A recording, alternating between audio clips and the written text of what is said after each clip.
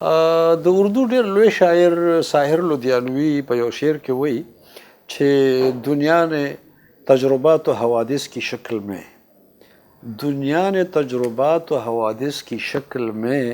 جو کچھ مجھے دیا ہے وہ لوٹا رہا ہوں میں. دا خو ساحر د یو شاعر په حیثیت د یو لیکوال په حیثیت د خپل ذات لپاره ویلو، خو دا یو مجموعي کلیه هم ده. مجموعي کلیه داسې ده چې د لیکوال د ادیب کار څه دی، د هغه وظیفه څه ده. هغه هم دا ده چې هغه د ټولنې مشاهده کوي،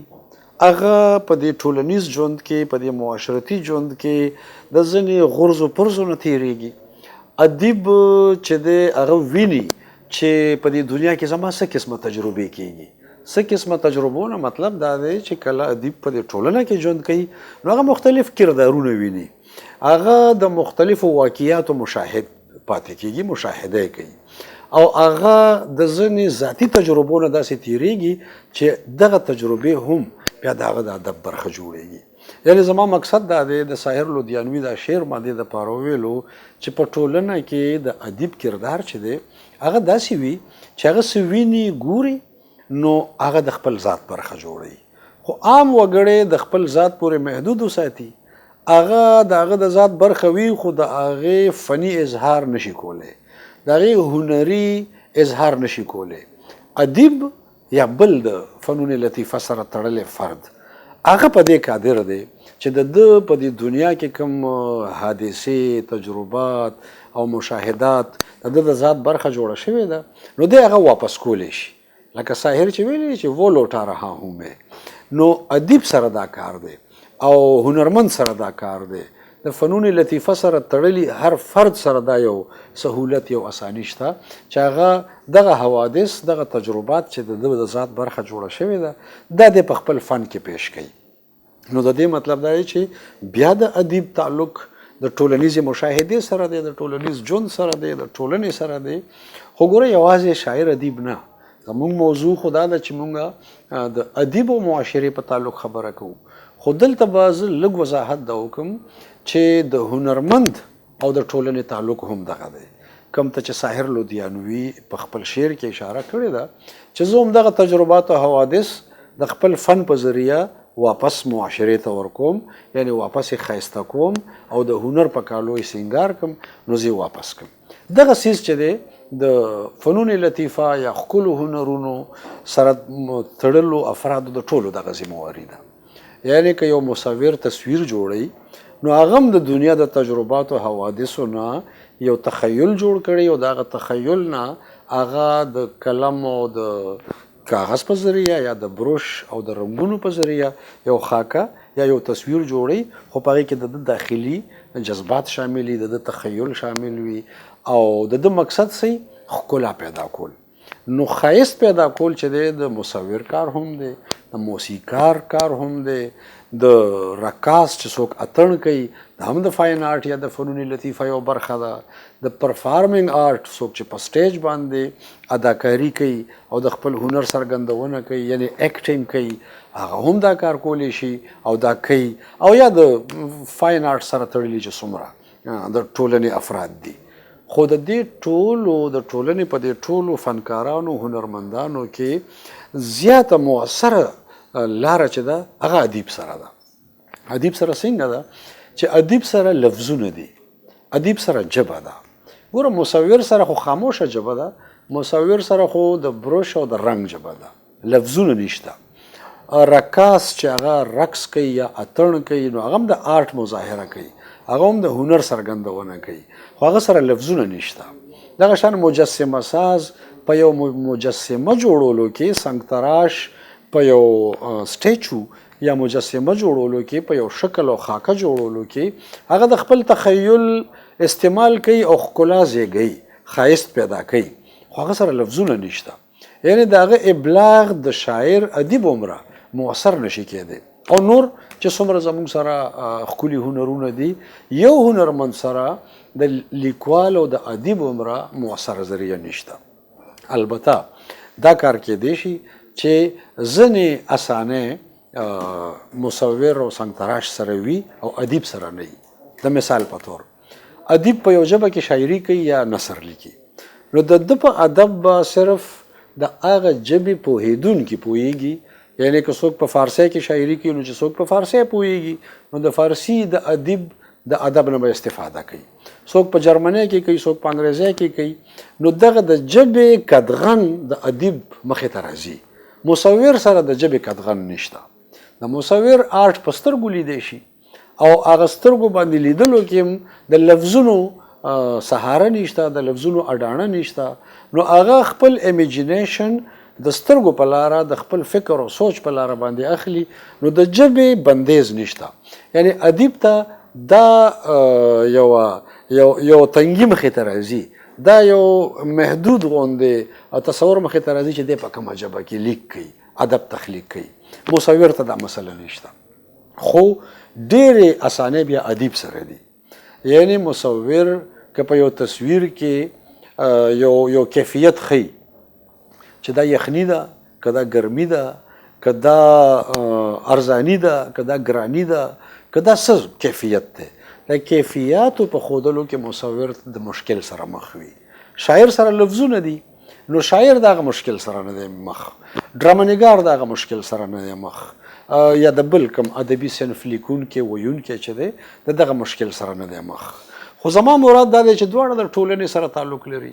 هنرمند که مصور دی که سنگتراش دی که موسیقار دی او که شاعر او ادیب دی ټول د ټولنې سره تعلق لري او ټول د ټولنیز درد د ټولنیزو حادثاتو واقعیاتو او د ټولنې چې هغه کوم تجربات د ذات برخه جوړ شوي دي هغه څرګندوي نو په دغه څرګندونه کې د ادیب کردار د ټول نه فعال دی ځکه چې د لفظونو په لاره اظهار کوي او د لفظونو په لاره اظهار چې دی هغه مؤثر هم وي هغه بلیغ هم وي پای کې اساني هم وي مونږ چې کله ګورو د ټولنې او د ادیب په تعلق او تړون خبره کوو نو زموږ نقادانو کې یو ډله دا خبره هم کوي چې کله ټولنه د زوال ښکار وي د انتشار ښکار وي د اړی ګړی ښکار وي د مسلو ښکار وي نو بیا ادب ترقي کوي دا په انګریزي ادب کې ځینې خلکو ویلي دي جان میلټن ډېر لوی نقاد دی هغه هم دا خبره کړې ده د اردو ډېر لوی نقاد الطاف حسین حالي په مقدمه شعر و شاعري کې هم دا خبره کړې ده او رستم ځینې نقادانو دا خبره کړې ده چې ټولنه د انتشار او اړی ګړی ښکار شي ادب ترقي وکړي تر څه حده دا خبره درسته هم ده خو دا د یوې کلیې یا د یو فارمولې په حیثیت نه دی اخیستل پکار مونږ که د تجزیه کوو نو مونږ ته داسې یو تجزیه پکار ده مونږ ته وینا داسې کول پکار دي چې د ټولنیز اړی ګړی نه مقصدي ادب پیدا کیږي مقصدي ادب ترقی پسند ادب سماجی ادب ټولنیز ادب چې دی هغه ترقی کولی شي ترقی په دې معنی کې چې په ادب کې ټولنه واپس ریفلیکټ کیږي واپس منعکس کیږي خو صرف د مقصدي ادب لپاره دغه یو لاره ده که موږ رومانوي ادب تخلیق کوو که موږ تخیلاتي ادب تخلیق کوو که موږ جمالیاتي ادب تخلیق کوو نو هغې دپاره ضروري نه ده چې موږ د ټولنیز اړی ګړی یا د ټولنیز انتشار یا د ټولنیز زوال نه موږ ادب تخلیق کوو سره د دې چې زه په دې حق کې یم چې ادب د ټولنې سره تلل پکار دی ادب د ټولنې ترجمان پکار دی ادب د ټولنې په ټولو تحریکونو باندې نظر پکار دی ادب له پکار ده چې هغه د تخیلاتي او جذباتي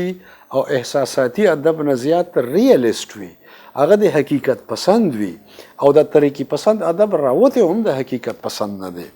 خو خبره مې دا کوله چې د جان میلټن یا الطاف حسین حالي یا د ادب د یوې ډلې دا خبره موږ څنګه تجزیه کولی شو چې ټولنه د انتشار ښکار وي نو ادب هم بیا ورسره ترقی کوي دا دې کې موږ له اضافه پکار ده اضافه دا پکار ده چې ټولنه د اړی ګړی د انتشار ښکار وي نو مقصدي ادب ترقی کوي مقصدي ادب نه مراد دا دی چې په هغې کې موږ ټولنیز شعور ټولنیز تحریکونه سیاسي تحریکونه دا موږ په ادب کې کله د توجه مرکز جوړو نو دغه ادب د ټولنې اړی ګړی نه څه ډېرې نوې زاویې راویستی شي نوې خبرې راویستې شي. خو که مونږه نظریاتي ادب تخلیق کوو، جمالیاتي ادب تخلیق کوو، که مونږه د تحریکونو په حواله د اگزیسټنشلیزم خبره کوو، د وجودیت خبره کوو، که مونږه د سورریالیزم خبره کوو چې دا دیومالایي ادب او د ځمکني ادب به نږدې کوو، څنګه دې ته مونږ سورریالیزم وایو. که مونږه د فلسفیانه تحریکونو خبره کوو، تحریکونو نه مراد دا چې فلسفیانه سفر ارتقا، یعنی د یونان یا د هند یا د مغرب د فلسفیانه نظریاتو د سفر څنګه کړی دی. که مونږ په ادب کې دغه خبرې کوو یا مونږ دغه شانتې نورې نظریاتي او تصوراتي حوالې راخلو د ادب برخه جوړو، نو په هغې کې بیا دغه کلیه ضروري نه ده چې مونږ ووایو چې د ټولنې انتشار ادب ته ترقي ورکوي، مقصدي ادب ته ترقي ورکوي، ټولنیز ادب ته ترقي ورکوي. کله چې موږ ادب او سیاست یو بل ته نږدې کوو نو بیا ترقي ورکوي، دې کې بیا شک نشته. دې کې به زه یو دوه مثالونه وړاندې کړم چې کله موږ ګورو نو په دې زموږ په دې سیمه کې یا د هند یا د برصغیر په دې سیمه کې چې کله د دې برصغیر ویش کېدو نو ټولنه د اړی ګړی ښکار وه، تحریکونه وو او په دې ټولنه کې مختلف قسمه مشاهدات د ادیب د ذات برخه جوړېدله. دغه ټولنیز اړی ګړی دغه تحریکونو دغه انتشار ادب تخلیق کو او رښتیا ډېر لوی ادب تخلیق کو، خو هغه ټولنیز ادب و، تخیلاتي ادب نه و. یعنې مونږ که د اردو ادب ته ګورو نو دغه د برصغیر ویش مونږ سره فیض احمد فیض پیدا کو، مونږ سره احمد ندیم قاسمی پیدا کو، مونږ د دغه تحریکونو اثرات د خدیجه مستور په فکشن کې ګورو، د هاجره مسرور په فکشن کې ګورو. یو آنګن ناول راواخله نو ټول برصغیر تحریک په آنګن کې بیان شوی دی. دغه شان که مونږ د منټو افسانې راواخلو، دغه شان که مونږ د اردو د ادب نورې زاویې راواخلو، نو د دې مطلب دا دی چې هغه ټولنیز اړی ګړی ډېر لوی ادیبان هم پیدا کړ او ډېر لوی ادب هم پیدا کو. نو دلته خو خبره سمه ده چې ټولنیز اړی ګړی چې دی ادب ته وده ورکوي. دغه شان مونږ سره په خپله د پښتنه سیمه کې بله تحریکونه چلیدلي دي، خصوصا د 9/11 نه پسته چې دا کوم زمونږ ټولنه د اړی ګړی ښکار ده. نو سره د دې چې زه اکثر دا رایه لرم چې مونږ هغومره لوی ادب د دې خپلو تحریکونو مطابق پیدا نه کړی شو، خو یو انعکاس، یو ترجمانی، یو تصویرکشي د دغه حالاتو زمونږ په ادب کې موجوده ده. نو دا خبره زه په دې راغونډوم چې بالکل ټولنیز اړی ګړی چې دی هغه ادب ته وده ورکوي، ادب ته نورې لارې ورکوي، خو ټولنیز ادب، سیاسي ادب، د سیاسي تحریکونو سره وابسته مقصدي ادب، جمالیاتي او تصوراتي ادب نه.